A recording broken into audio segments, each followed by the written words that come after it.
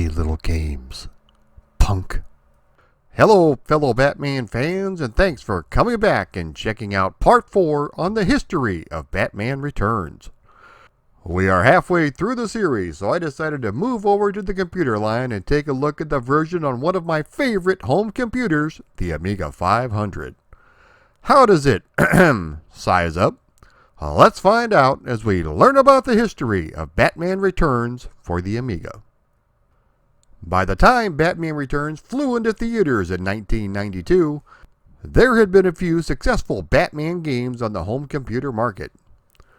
Ocean Software were in charge, and the first two we received were based on the comics. These included an isometric puzzler,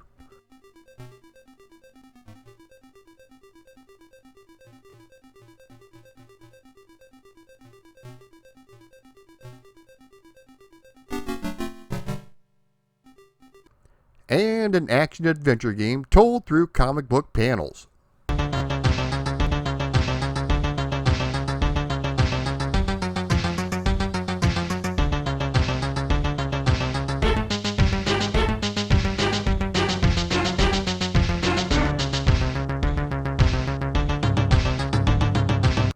In 1989, Ocean released one of their best-selling titles, which was Batman the Movie, based on the Tim Burton film. The game took place across 5 levels, 2 of which were platform sections,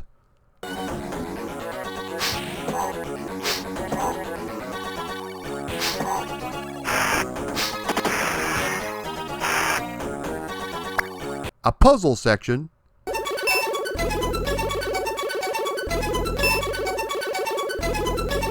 a Batmobile, and Batwing section. This was one of the games that made me buy an Amiga back in 1989. The Batmobile section in particular was very cool, with fast action, large detailed sprites, and fairly smooth scrolling. You also have to shoot the grapple hook out of your Batmobile to make those tight corners just like in the movie.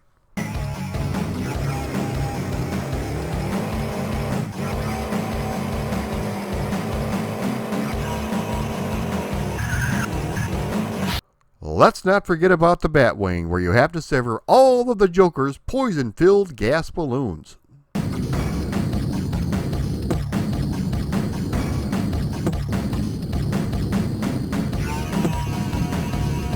It's tied all together with a few digitized stills and voice samples from the movie. The game was so good, Commodore even bundled it together with their Amiga, which sold almost 200,000 units. When Batman Returns was announced for the Amiga, fans were excited, but Ocean Software no longer had the license, as Konami were now in charge. The initial screenshots appeared to be a conversion of the MS-DOS version, but for whatever reason, plans changed. According to programmer John Heap, the game was developed by Rage Software, but little progress was made either due to inclination or lack of time. Denton Design was recommended to Konami to put out a game as quickly as possible because the deadline was looming. Everything was essentially started from scratch because basically nothing was done on the game up until this point. Mr. Heap said that the game design was easy because Batman Returns featured a lot of action. Warner Brothers had supplied them with screenshots and photographs along with a lot of artistic material from which to incorporate into the game. Everything had to be authorized by DC Comics, Warner Brothers, and Konami, which made it a very time-consuming affair. Since this was before the internet, they would have to send things off and wait a while before being able to use anything, just in case there were any objections from any of the aforementioned parties. One of the major sticking points that Warner Brothers was insistent about was that nobody dies, especially not Batman. Tell that to the strong man who Batman blows up on level 2. Early on, Mr. Heap was having trouble coming to grips with the enemy AI, where people could just stand still as Batman and the enemies will run straight into him. We'll see if he gets this issue resolved before the game's release. Just to get the game finished on time, the programmers pulled a 70-hour shift just to get it in under the wire. Rather than choosing large sprites that fill the screen, The programmers wanted to decrease the size of the characters so more enemies could fit on screen at once and also allow a wider view of the action, giving you more time to react. Upon first glance, I didn't know if I was looking at Batman Returns or the video game adaptation of Little People Big World.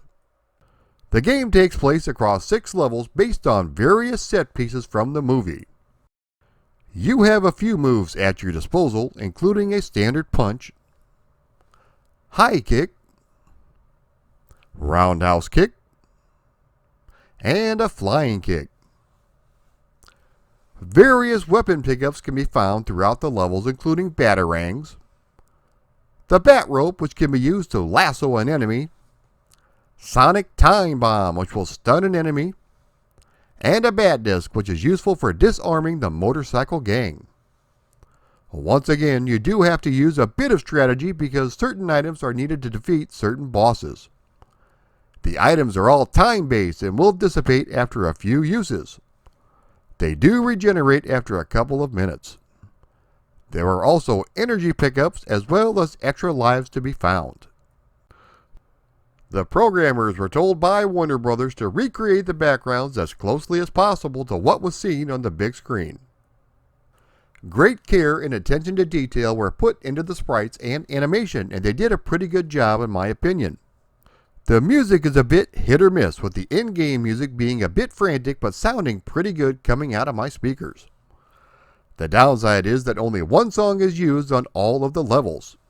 However, in between levels, you are treated to some nice digitized stills from the movie thanks to Konami's full Batman Returns license, along with different excellent atmospheric tunes.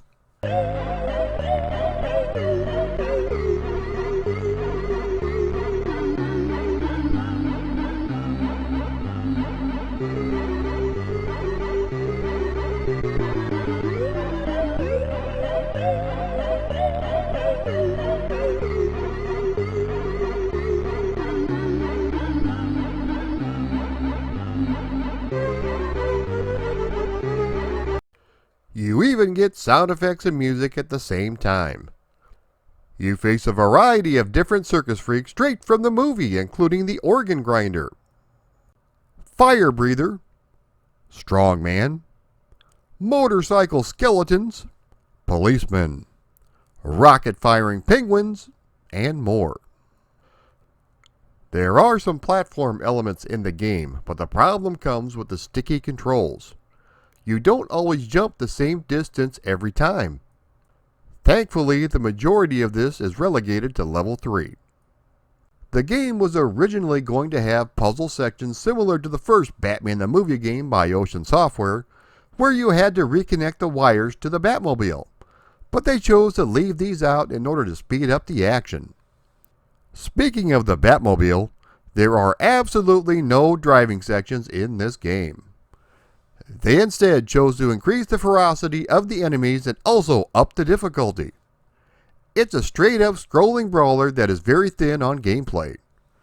Mr. Heap had become so proficient with the gameplay that he thought it was easy, not realizing other people would have such difficulty with it. The horrendous controls were also a major issue. In hindsight, he said he should have made the character more responsive and everything else less repetitive. The speed of the gameplay is extremely fast, as if Batman took a few hits of bat crack before going out on his mission. The playability is not any better. I felt like I was controlling a petrified turd in a swamp rather than the Dark Knight detective.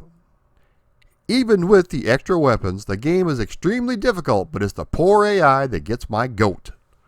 All you have to do is stand still and repeatedly press the fire button while the enemies jump into your rapidly pulsating fist. The collision detection is utterly horrible, with hits sometimes registering and sometimes not. You also have to make sure you are far enough away from the enemy but not too close, as the kicks or punches will go right through them. Not very fun, to be honest. The backgrounds do look nice and the cutscenes are extremely well done, with some nice digitized voice samples used sparingly. The 6 levels that you will encounter in the game are Gotham Plaza,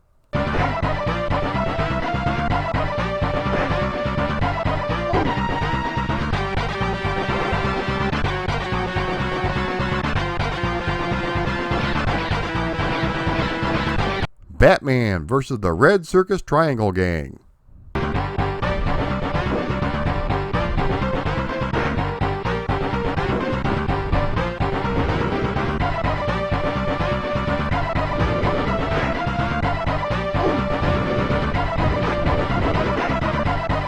Rooftop Chase.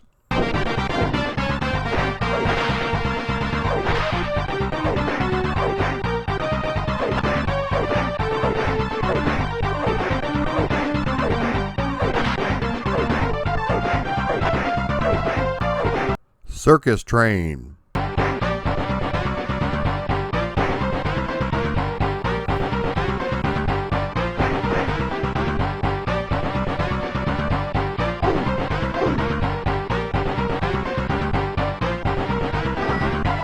Into the Sewers.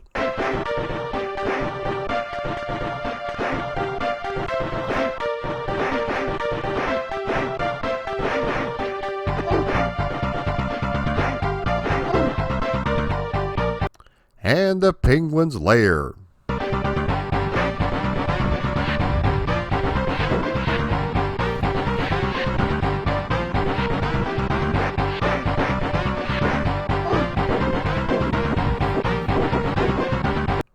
There are mini bosses at the end of each level, including the stun gun clown who was holding Selena captive,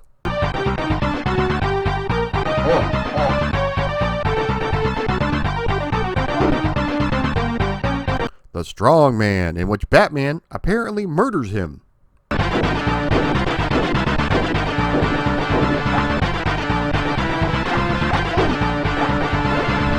Catwoman,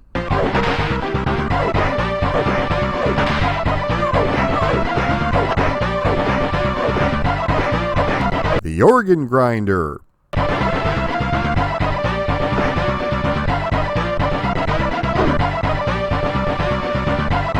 the Penguin,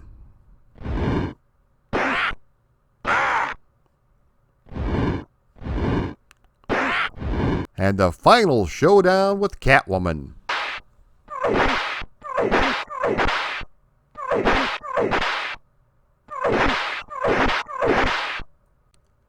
After defeating Catwoman in the Penguin's lair, she runs up and takes care of Max Schreck. They don't die though, they just simply flash and disappear. Meow.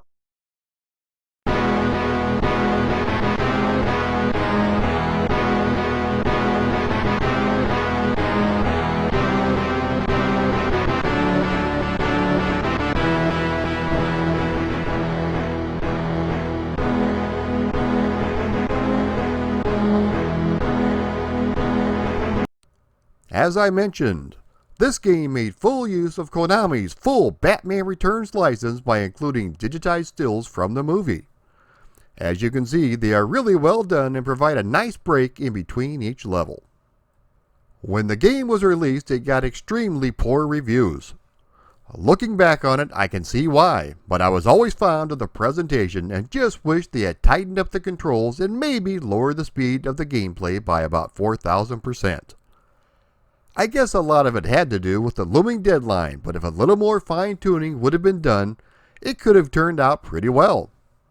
As it stands though, it's not very good and only sadomasochistic gamers need apply.